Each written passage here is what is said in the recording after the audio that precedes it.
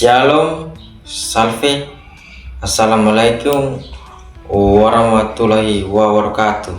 Saya atas nama Stefanus Bere dengan NIM 253-20324, ujian akhir mata kuliah Etika Kristen semester 2. Di sini saya akan mempresentasikan materi Etika Kristen yang diasuh oleh Bapak Laut Wilbert John Tafuli MPD.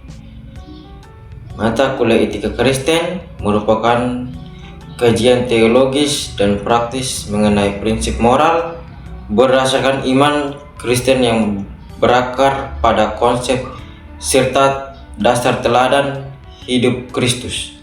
Segambar dengan Kristus, mahasiswa diarahkan agar harap mampu menerapkan nilai-nilai etika Kristen secara kontekstual dalam dunia pendidikan jasmani dan olahraga, sehingga berdampak pada gereja, masyarakat, serta nusa dan bangsa.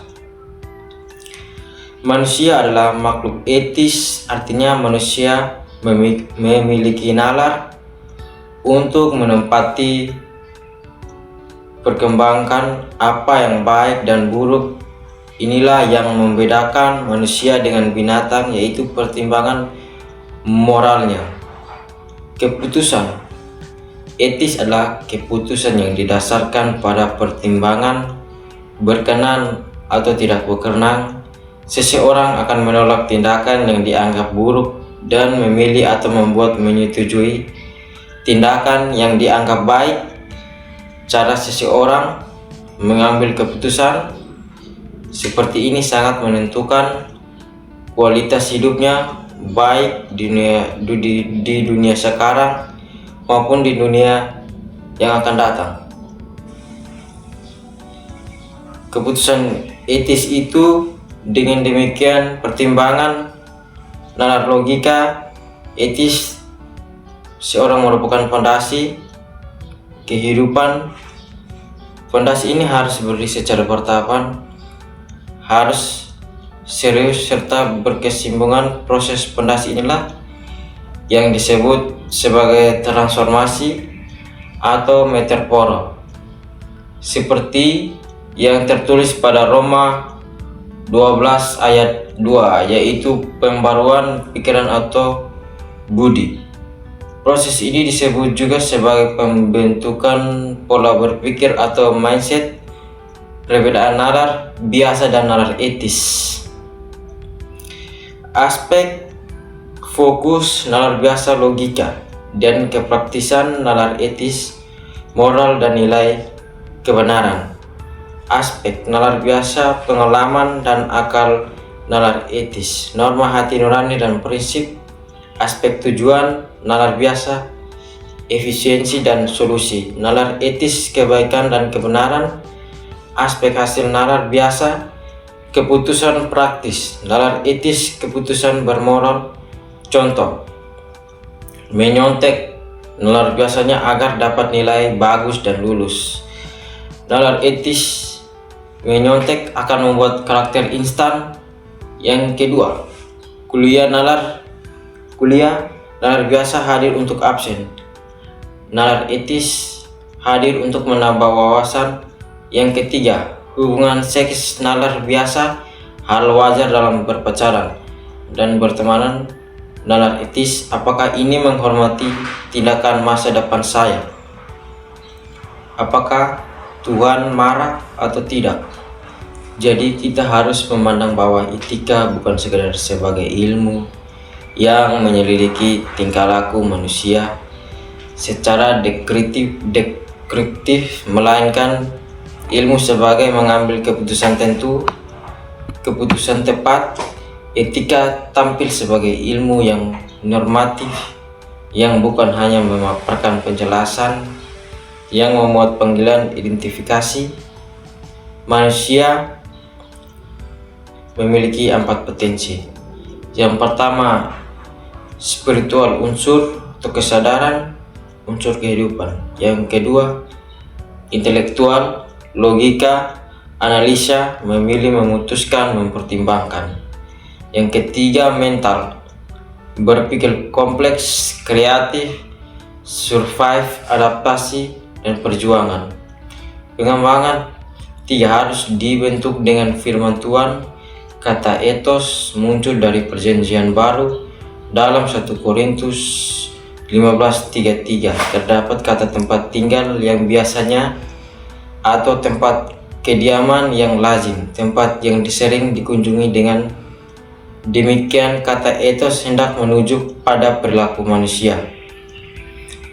Etika yang berkualitas Roh Kudus, Alkitab, dokumen, pikiran, pengamanan hidup.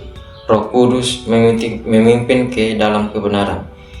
Yohanes 16 ayat 13 memperbarui pikiran. Roma 12:2 Alkitab pembentukan karakter dari alam. Yosua ayat 1-8 energi hati nurani. 2:15 perlindungan dari penyimpanan norma. Menjaga kesehatan etika komunitas. Efesus 4 ayat 3-6 Roma menghasilkan kehidupan damai. Roma arahkan pikiran yang baik dan mulia. Pengalaman hidup, pengalaman masa lalu sebagai non moral. Pencobaan menghasilkan ketekunan iman. Yakobus. Etika Kristen merupakan ajaran menentukan manusia dalam mengambil keputusan dengan menjaga perasaan Tuhan, yakni memiliki kepekaan terhadap kehendaknya, serta membangun relasi yang baik, bertanggung jawab, dan berdasarkan hidup Yesus dalam kehidupan bersama. Perbedaan etika Kristen dan etika umum. Etika dalam bermedia sosial. Perkembangan teknologi yang semakin pesat membawa perubahan besar bagi kehidupan manusia. Tanpa etika dapat menimbulkan masalah seperti menyebabkan hoaks, ujaran kebencian, cyberbullying, pelanggaran privasi. Media sosial memungkinkan penggunaan dalam interaksi bekerja sama dengan penggunaan serta membentuk ikatan secara virtual. Penggunaan platform online adalah generasi Gen Z. Meskipun Gen Z memahami konsep dasar etika seperti sopan santun, jujur, dan bertanggung jawab, namun masih sering terjadi pelanggaran seperti penyebaran hoaks, ujaran kebencian, kurang penghargaan terhadap privasi orang lain. Media sosial memungkinkan platform yang individu untuk membangun identitas diri, menjalani hubungan sosial, serta berinteraksi dalam jaringan digital.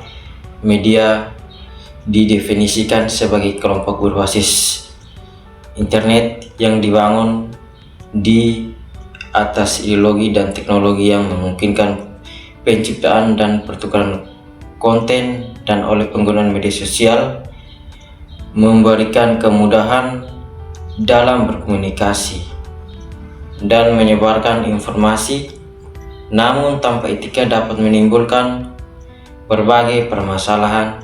Pengertian etika dalam bermedia sosial dan standar moral yang digunakan untuk menilai apakah suatu tindakan itu pantas atau tidak dalam bermedia sosial. Dalam memerlukan platform digital yang berbasis internet untuk berkomunikasi berbagai saat berinteraksi dengan orang lain seperti Instagram, Facebook, WhatsApp. Etika bermedia sosial adalah norma atau aturan yang mengatur bagaimana seseorang berperilaku secara bijak. Contoh, penerapan etika bermedia sosial menggunakan bahasa sopan dan tidak menyinggung, tidak menyebarkan hoaks atau berita palsu, menghargai privasi orang, melakukan ujaran kebencian atau cyberbullying, memverifikasi informasi sebelum dibagikan, meminta izin mengunggah foto sebelum mengunggah foto. Hubungan etika dan media sosial sangat erat karena media sosial ruang publik digital tempat orang berinteraksi tanpa etika kita menimbulkan berbagai masalah, bertanggung jawab dalam berbagi informasi, cara berkomunikasi. Penggunaan yang bijak perkembangan sosial telah mengubah cara manusia berkomunikasi, informasi, dan membentuk opini publik. Media sosial yang awalnya digunakan untuk mempermudah koneksi antara penggunaan, tetapi kurangnya kesadaran dalam penggunaan, sering berjalannya waktu menjadi tempat rawan konflik, pelanggaran privasi serta misinformasi. Sekian dan terima kasih dari hasil presentasi saya.